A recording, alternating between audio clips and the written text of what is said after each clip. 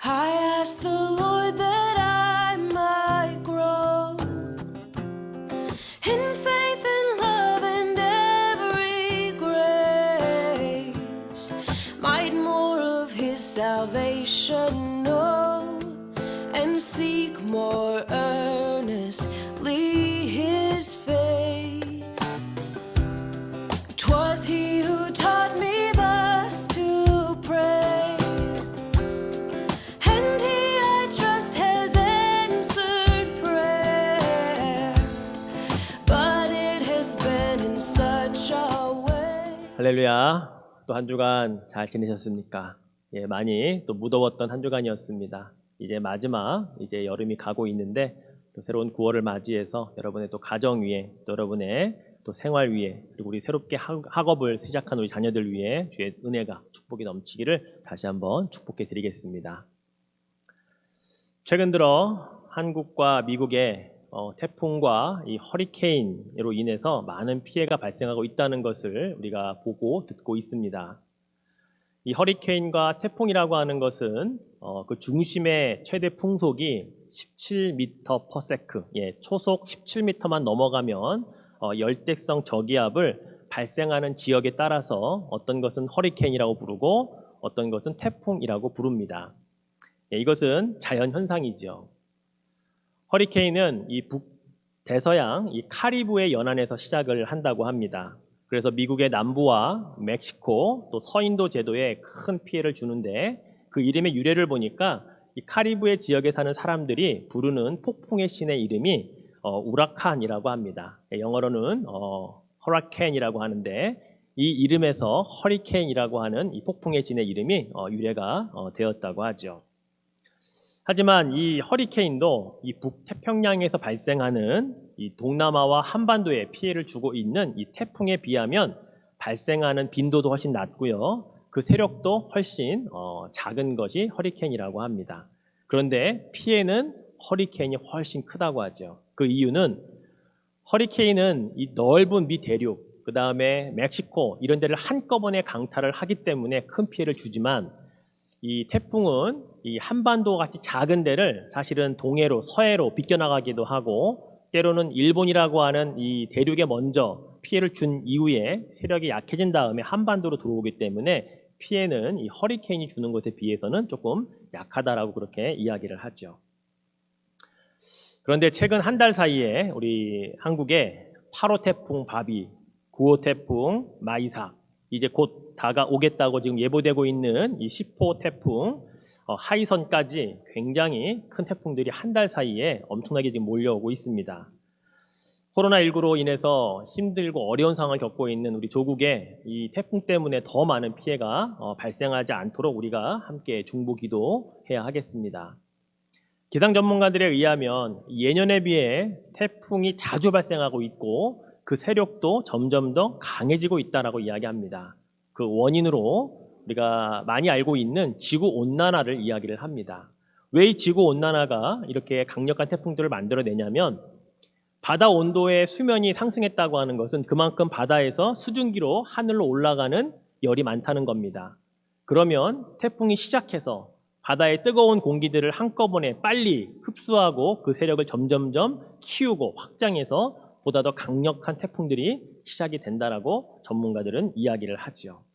앞으로 올해보다 내년이 더 심각하고 큰 태풍들이 많이 일어날 것이다라고 전문가들은 예상을 하고 있는 이유입니다.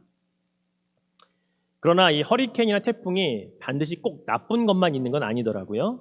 좋은 점도 있습니다. 그것은 바로 이 오염된 바다 또는 우리 땅에 있는 강들, 이 자연적으로 썩어져 가고 있는 것들을 정화시키는 작용을 한다는 거예요.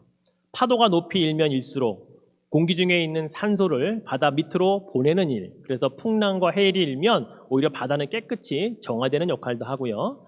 특별히 육지에 있는 이 녹조나 여러 가지 이 산소가 물 밑으로 들어가지 못하도록 막고 있는 이런 것들을 사실은 한 번 오는 태풍이나 또는 허리케인들이 다 정화를 시켜주는 역할도 바로 이런 가운데 있다고 하는 것이죠.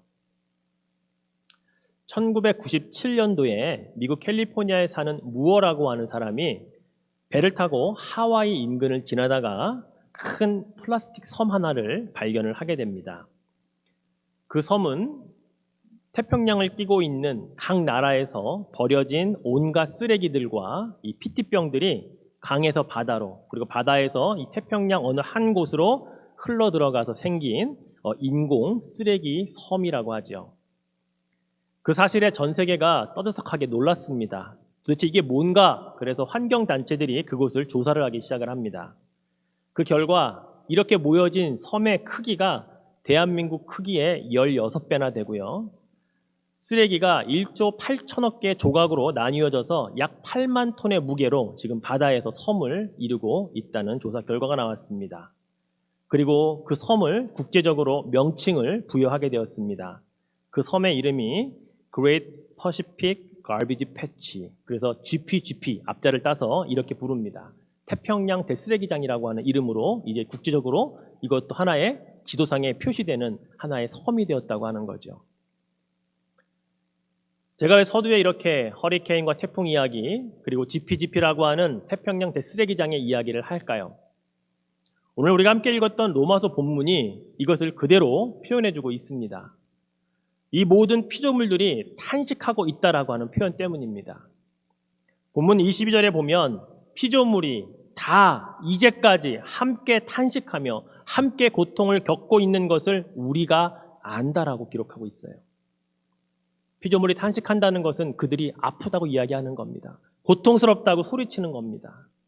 그런데 그 아픔과 고통은 그들만의 몫이 아니라 우리도 함께 탄식하며 우리도 함께 고통받으며 우리가 다 알고 있는 것이라고 이야기하고 있는 것이죠. 그럼 왜 피조물은 이렇게 탄식을 할까요? 모든 것이 인간이 만들어낸 잘못이며 모든 인간들이 자초한 결과물일까요? 일정 부분 인간의 책임도 있지만 전적으로 다 인간들의 몫이다라고는 말할 수 없습니다. 오늘 성경 본문 20절에 보면 이렇게 말씀하고 있거든요. 피조물이 허무한데 굴복하는 것은 자기 뜻이 아니요 오직 굴복하게 하시는 이로 말미암음이라 라고 말씀하고 있어요. 피조물이 허무한데 굴복했다라는 말은 우리가 쉽게 표현하면 자연 생태계가 파괴되었다라는 말이고요. 그리고 이 땅의 모든 자연들이 망가져 간다는 이야기로 우리가 그렇게 받아들일 수 있습니다. 이 말씀은 우리가 창세기 3장에 있는 에덴 동산에서 아담과 하와가 범죄한 이후에 하나님이 그로 말미암아 이 피조물에게도 내리셨던 그 저주의 말씀을 함께 연계해서 우리가 이해할 필요가 있습니다.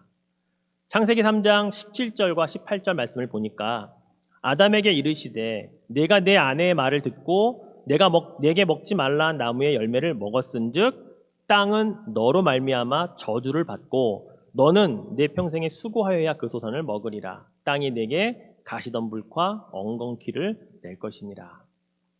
결국 하나님께서 이 땅의 피조물들에게도 인간과 함께 저주를 받도록 명령을 하셨고 그 명령으로 인해 땅은 지금까지 고통받으며 허무한데 굴복할 수밖에 없는 것.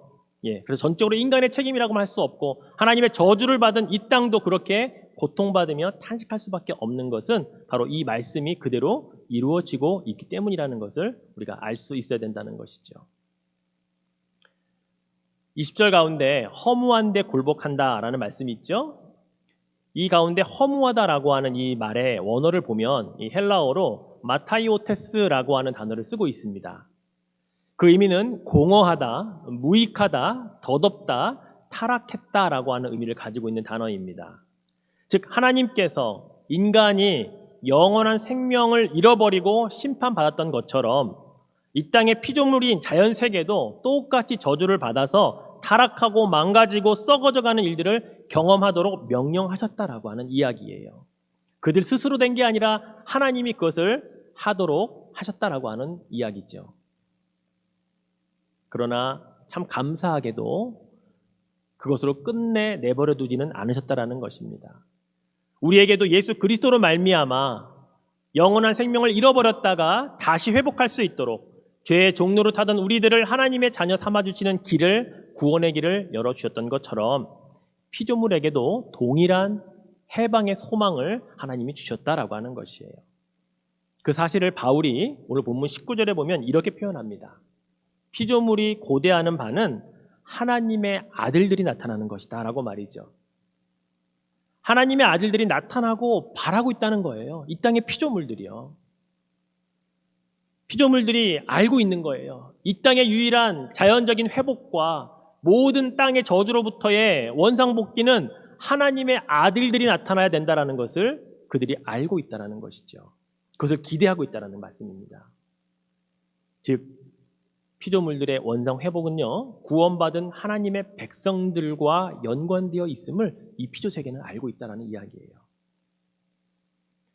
그것을 좀 더 자세하게 21절에서는 이렇게 표현하고 있습니다.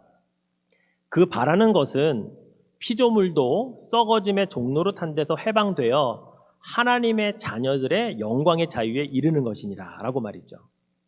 자, 피조물이 바라는 게 뭐라고요? 썩어짐의 종로로 타는 것으로부터 해방이라고 말합니다. 자, 아까 20절의 표현을 빌리자면 허무한데 굴복한 것에서부터의 자유를 얻게 되는 것을 이야기하는 것이죠. 그 유일한 길이 뭐라고요? 하나님의 아들들이 구원받은 것을 보았던 것처럼 자신들도 그들이 구원받아 하나님의 영광의 자리에 함께 가는 것을 그들이 기대하고 있다라고 성경은 기록하고 있는 것입니다. 이러한 피조물의 회복을 예언한 성경에 많은 기록이 있는데 그 가운데 이사야 선지자는 이런 예언을 했죠. 이사야서 11장 6절에서 8절까지 말씀을 보면 그때에 이리가 어린 양과 함께 살며 표범이 어린 염소와 함께 누우며 송아지와 어린 사자와 살찐 짐승이 함께 있어 어린 아이에게 끌리며 암소와 곰이 함께 먹으며 그것들의 새끼가 함께 엎드리며 사자가 소처럼 풀을 먹을 것이며 젖 먹는 아이가 독사의 구멍에서 장난하며 젖된 어린 아이가 독사의 굴에 손을 넣을 것이라.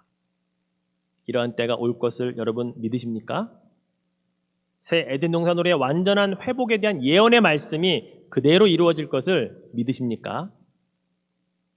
창조 이래로 모든 피조물이 자연계와 생태계가 이 땅에 생존하고 있는 모든 동식물들이 정말로 바라고 원하는 것은요, 고대하고 희망하는 역사가 하나님의 자녀들인 우리들이 구원받아 하나님의 영광의 자리에 가는 그때와 그때를 같이 하고 있다는 것을 피조물들이 알고 있다는 사실입니다. 그때 이 모든 이사야의 예언도 완전히 이루어질 것이라고 성경은 우리에게 가르쳐주고 있는 것이죠. 네덜란드의 신학자 요하네스 할겐딕이라고 하는 교수가 2차 세계대전 때 이 독일군을 피해서 나치를 피해 산으로 도망했던 적이 있었습니다.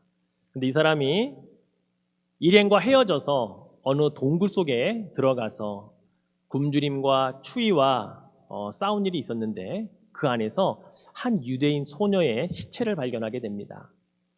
그 소녀의 시체 손에 작은 쪽지가 하나 주어져 있는 것을 그가 꺼내서 보게 되죠. 그 쪽지 안에 이런 글이 있었다고 합니다. 나는 지금 햇빛을 볼 수 없으나 저 밖에는 분명히 햇빛이 빛나고 있음을 믿는다.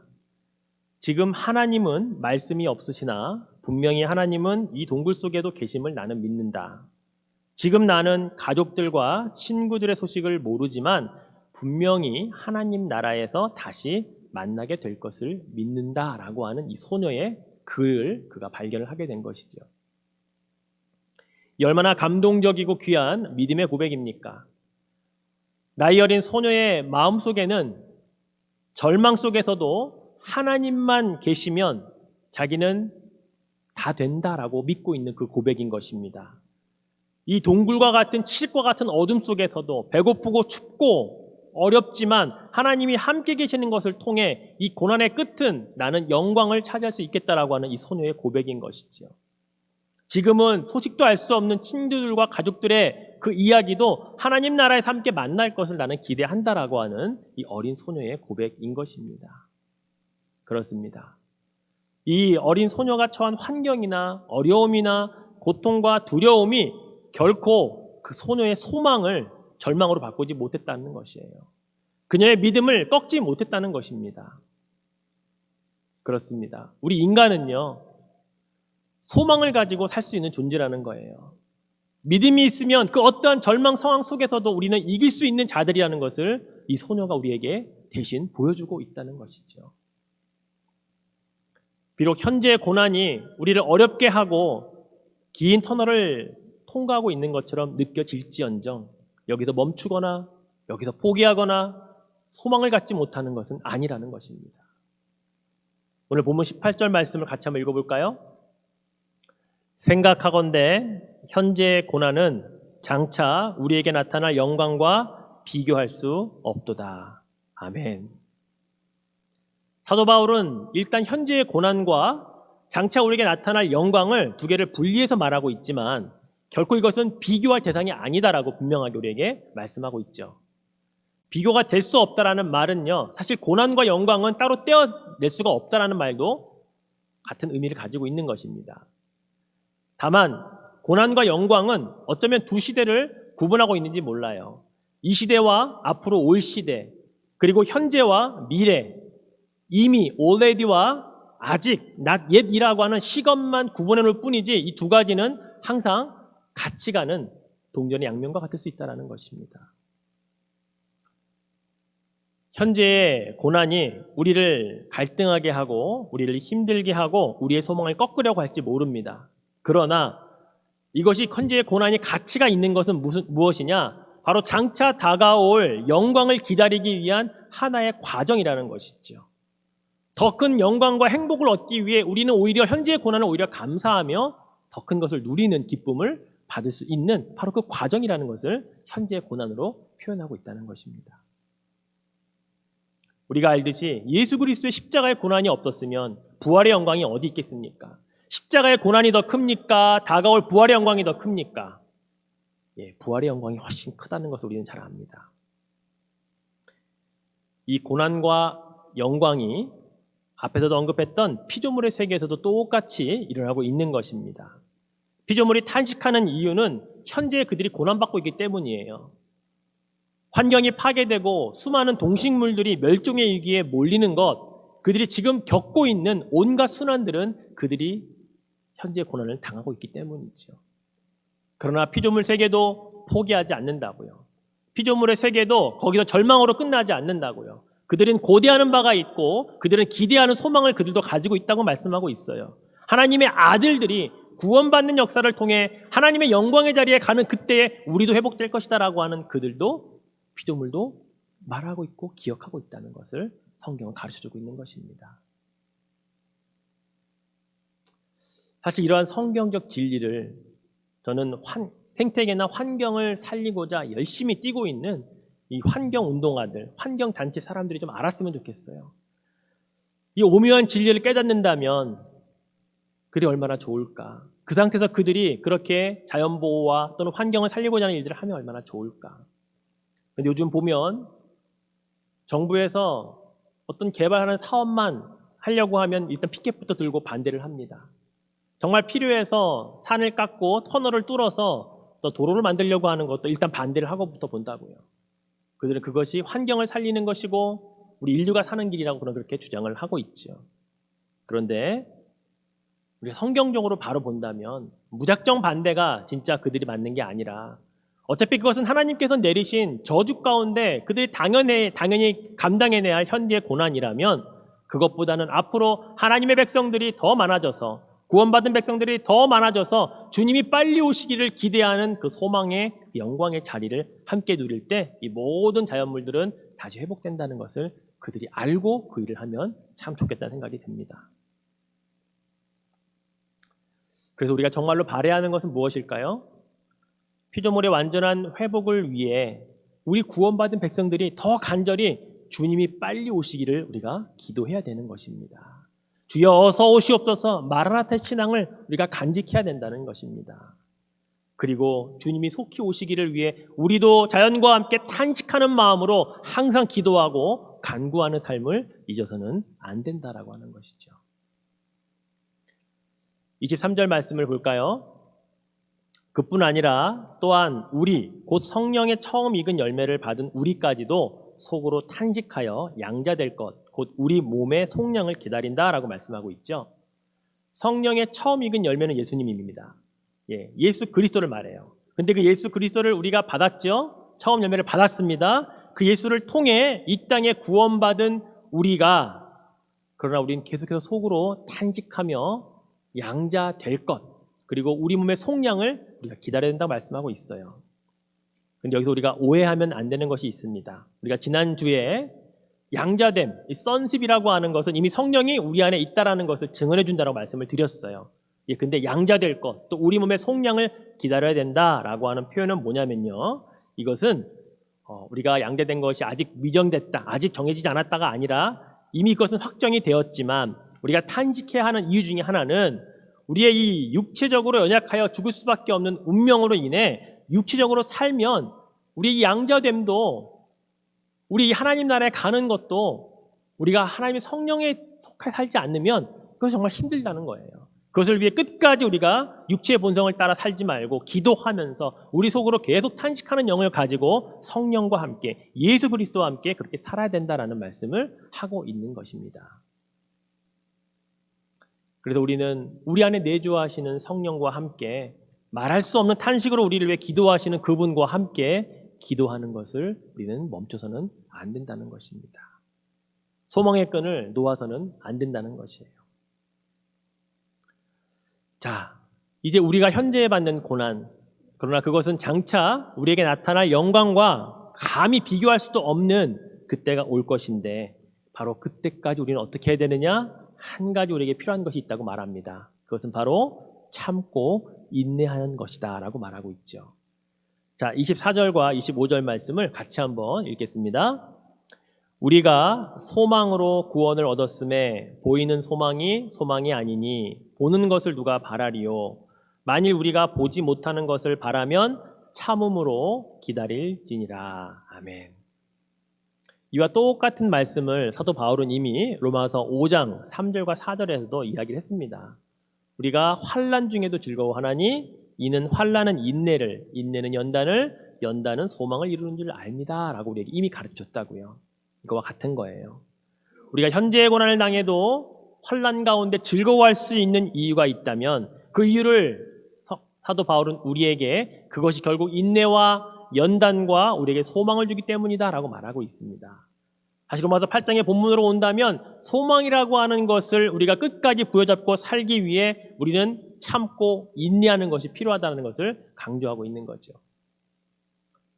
사랑하는 성도 여러분, 소망이라고 하는 것이 눈에 보이는 것도 있고 눈에 보이지 않는 것도 있습니다. 어떤 것에 우리는 더 간절함이 있을까요? 아니, 그 이전에 눈에 보이는 소망과 눈에 보이지 않는 소망은 어떤 차이점이 있을까요? 일단 눈에 보인다라고 하는 것은요, 그것은 이루어진다라고 하는 어떤 그런 가망성을 가지고 있습니다. 근데 눈에 보이는 것은요, 다분히 이 땅의 것이 많아요. 내가 어떤 소망을 품는데 그 목표를 잡고 그것을 이루기 위해 열심히 하다 보면 이 땅에서 이루어지는 눈에 보이는 소망들도 있다고요. 그런데 오늘 24절에 뭐라고 말해요? 보이는 소망이 소망이 아니다라고 말해요. 즉, 이 땅에서 우리가 눈에 보이는 소망을 갖는 건 진짜 소망이 아니라는 거예요. 그것을 누가 바라리요?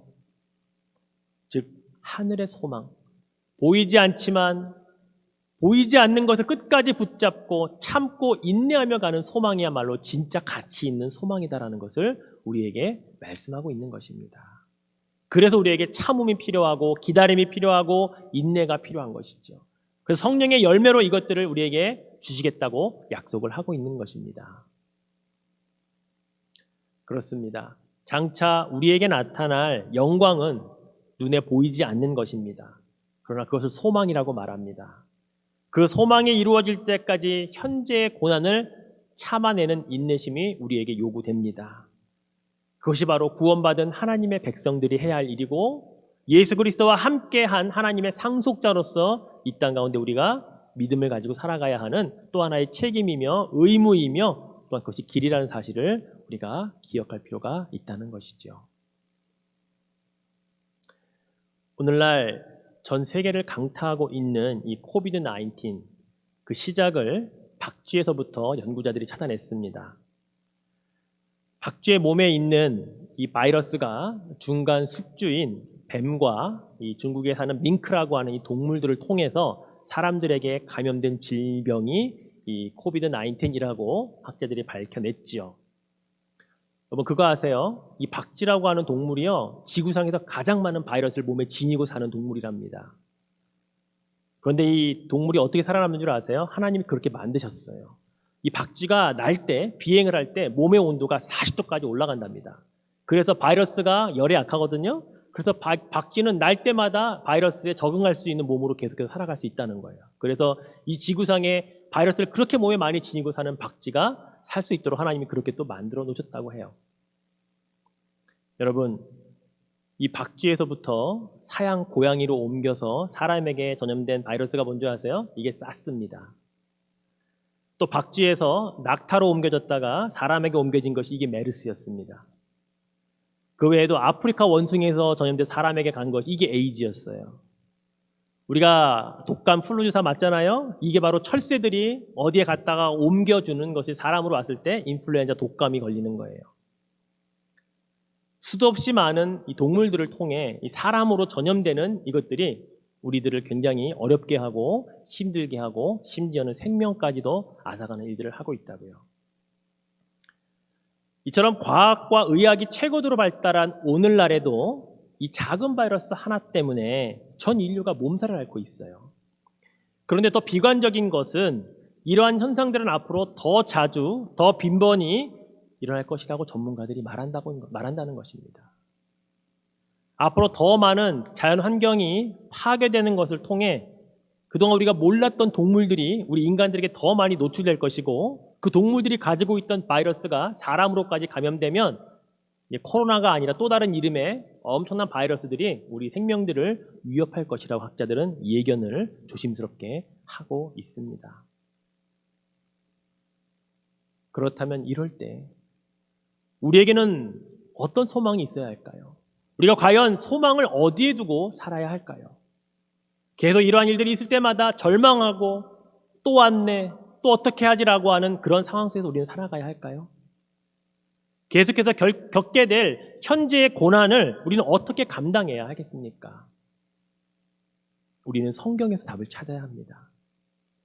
성경의 진리라고 믿는다면 그 진리의 말씀이 이러한 때에 어떻게 우리에게 하라고 말씀하고 있는지를 배우고 마음에 담아서 새기고 그렇게 살아가야 하는 자들이 우리들인 것이에요. 성경은 뭐라고 말합니까? 현재의 고난을 이겨낼 방법과 비결을 말씀하고 있잖아요. 오늘 본문 18절 말씀에 이렇게 말씀하고 있어요. 현재의 고난은 장차 우리에게 나타날 영광과 비교할 수 없다. 바울 시대에도 그랬고요. 지금 우리의 시대도 그럴 거고요. 앞으로 나타날 우리 자녀 세대에도 이 말씀은 영원히 진리이기 때문에 이렇게 갈 것입니다. 사랑하는 성도 여러분, 이 말씀이 여러분에게 은혜만 되는 게 아니라 삶의 진리가 되시기를 축원해 드립니다. 이 말씀을 같이 한번 읽어봅시다. 같이 읽겠습니다. 현재의 고난은 장차 우리에게 나타날 영광과 비교할 수 없도다. 아멘. 여러분, 매일매일 하루를 수고하고 여러분의 잠자리에 들 때에 여러분의 육신은 지쳐있고 하루 종일 마스크 쓰고 사느라고 답답했던 여러 가지 심경들이 있을 것입니다. 그럴 때 여러분, 이 말씀을 여러분 영혼을 향해 외쳐주십시오. 여러분의 영혼을 향해 이 말씀을 다시 한번 생기를 불어넣어 주십시오. 그래, 현재의 고난은 장차 나에게 나타날 영광과 비교할 수 없다라고 나의 영혼에게 그렇게 위안의 진리의 말씀을 선포해 주시기를 축원해 드립니다. 말씀을 맺겠습니다. 우리가 당하는 어려움과 이 고난들은 과거에 예수 그리스도를 믿는다는 이유로 핍박을 받았던 그들의 현재의 고난과 양상은 다르지만 그러나 똑같은 고난입니다. 고난의 크기와 아픔은 다를 수 있지만 앞으로 우리 자녀들이 겪어야 할 또 다른 고난도 그들에게는 현재의 고난으로 다가올 것입니다. 그럼에도 불구하고 우리가 이 말씀의 진리를 우리가 믿고 살아갈 수 있다면, 우리의 자녀들도 이 말씀이 그들의 삶의 진리가 되어질 수 있다면 그들은 또다시 현재의 고난을 장차 그들에게 나타날 영광으로 비교할 수 없기 때문에 이겨낼 것입니다. 주님이 오시는 그때가 되어야만 피조물들이 고대하고 바라고 소망하는 것들, 그들의 회복이 이루어지듯이 우리가 하루빨리 주님이 어서 오십시오라고 하는 믿음의 소망을 버리지 않고 함께 탄식하며 성령과 함께 기도하며 하루하루 살아갈 때에 그 영광의 자리는 우리에게 속히 주어질 것을 믿으시기를 바랍니다. 현재 고난 속에서 여러분이 내딛는 한 걸음 한 걸음은 장차 나타날 영광의 그 자리로 한 걸음 한 걸음 걷는 길이 될 것입니다. 그 믿음의 발걸음들을 이번 한 주간도 여러분 열심히 내딛으셔서 하루하루 여러분의 영혼들에게 현재의 고난이 장차 나타날 영광에 비교할 수 없다라고 하는 유래의 말씀과 더불어서 날마다 승리하시는 여러분 되시기를 주의 이름으로 축원해 드리겠습니다.